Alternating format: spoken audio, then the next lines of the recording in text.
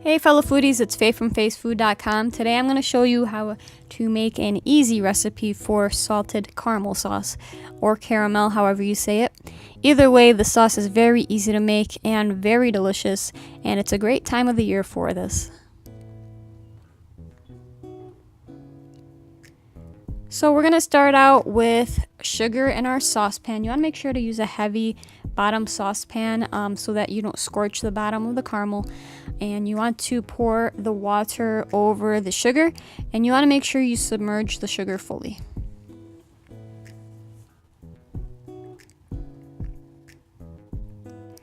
We're gonna go ahead and give this a stir with a rubber spatula or a wooden spoon.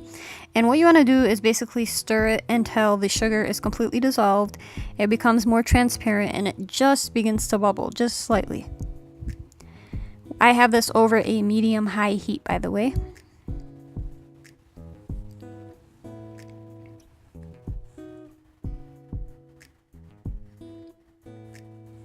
So once the sugar completely dissolves, you're going to kind of just leave it alone. Do not touch it, do not stir it, don't do anything. All you have to do is brush from time to time the sides with some water and with your pastry brush, because the sugar on the sides can tend to crystallize, and we don't want that. We don't want a grainy caramel. So what you want to do is from time to time throughout this whole process, just wet the sides of the saucepan. At this point, it's a medium high to high heat. You're gonna just let it bubble and simmer away, and or I should say boil away, and it could take anywhere from 5 to 15 minutes really. You just want to look for a nice dark amber color, and it should be bubbling like crazy. The center, more than anything, should be the dark amber color. If the outside is just kind of dark but the center is plain, just keep it on the heat. Trust me on this one.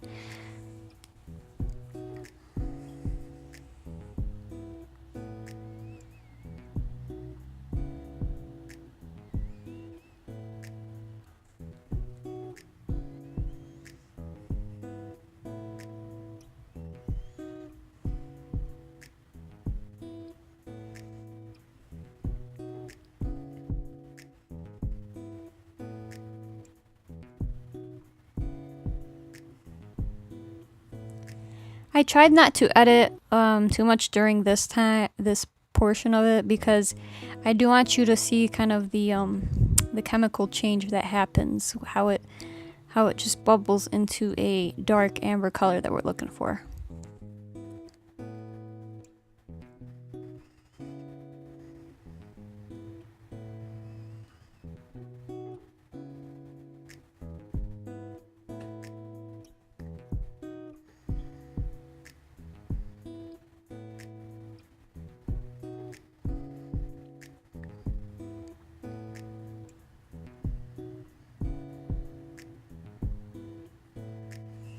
Remember, the darker the bubbles, the darker your caramel will be at the end. So to me, that looks good. It's a nice dark amber, and I'm gonna go ahead and pull it off the heat at this point. And immediately, I'm gonna drizzle in the heavy cream. The heavy cream is at room temperature, and I'm whisking like crazy. Constant whisking. It's gonna bubble up on you. That's totally normal. Don't worry about that. But you want to make sure to drizzle in the heavy cream. Don't just pour it all in there at once.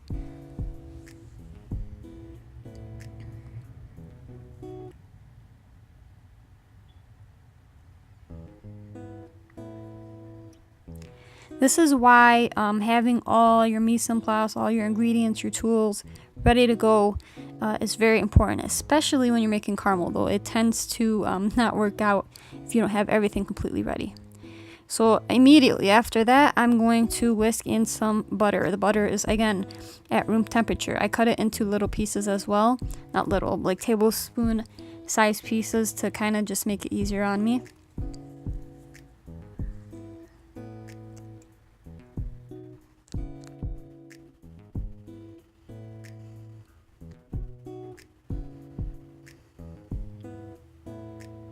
Then I'm going to whisk in the salt because of course this is a salted caramel. And then I love to add vanilla because again it brings everything out, all the flavors out. So add that in, whisk that in.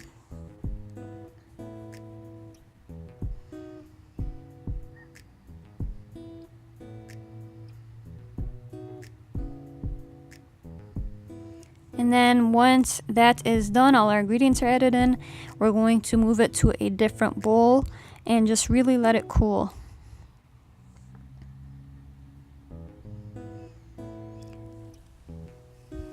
So as it cools completely, and as it cools more and more, it will thicken up more and more. You could keep this in the fridge, stored in a plastic container or a squeeze bottle for up to 2 weeks. It'll last maybe a couple days at room temperature. I definitely recommend you refrigerate it. For the full recipe, go to facefood.com. Try this, guys. It is the time of the year for this, and it is so delicious. Like the video, give it a thumbs up. I'd appreciate it.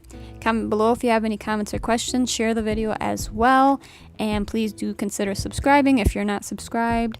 And until next time, guys, try this one, and you have a wonderful day.